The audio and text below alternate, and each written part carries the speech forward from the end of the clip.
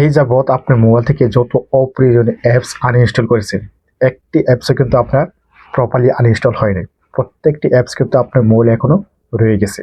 আজকে আমি দেখাবো আপনার যে আনইনস্টল করা অ্যাপসগুলো কীভাবে প্রপারভাবে আনইনস্টল করবেন, সেটি কিন্তু দেখাবো এই ছোট্ট ভিডিওতে। তো আপনি সর্বপ্রথম আপনি যে প্লে স্টোর প্লে স্টোরে আপনি সর্বপ্রথম প্রবেশ করার পর এখানে দেখেন যে উপরে যে আপনি যে প্রোফাইলের লোগোটি রয়েছে এর উপর আপনি ক্লিক করবেন। এর উপর আপনি ক্লিক করলে কিন্তু আপনার এখানে দেখেন রয়েছে ম্যানেজ অ্যাপস অ্যান্ড ডিভাইস। এই যে লেখাটি রয়েছে এর উপর আপনি ক্লিক করবেন। ক্লিক করার পর এখানে দেখেন এই যে ম্যানেজ লেখাটি রয়েছে, এই ম্যানেজের উপর আপনি ক্লিক করবেন।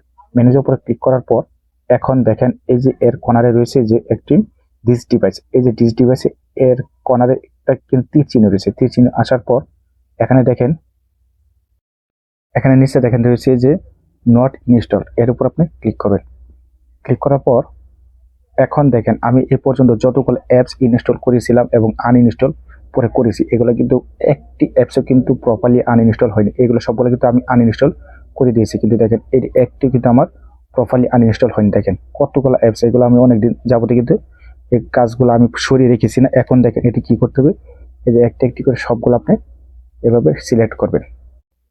সিলেক্ট করার পর এই যে দেখেন উপরে কর্নারে কিন্তু যে একটি ডিলিটের মতো চিহ্ন রয়েছে, অর্থাৎ রিমুভ, এর উপর আপনি ক্লিক করবেন। ক্লিক করার পর এই যে রিমুভ আসছে, রিমুভ আপনি ক্লিক করবেন। ক্লিক করে দেওয়ার পর এই যে আপনার পুরো ইন্টারফেসটা কিন্তু যেরকম এসে পড়বে, অর্থাৎ প্রপারলি আনইনস্টল করার বাকি কোনো অ্যাপস নেই, সমস্তগুলো কিন্তু এখন আনইনস্টল হয়েছে।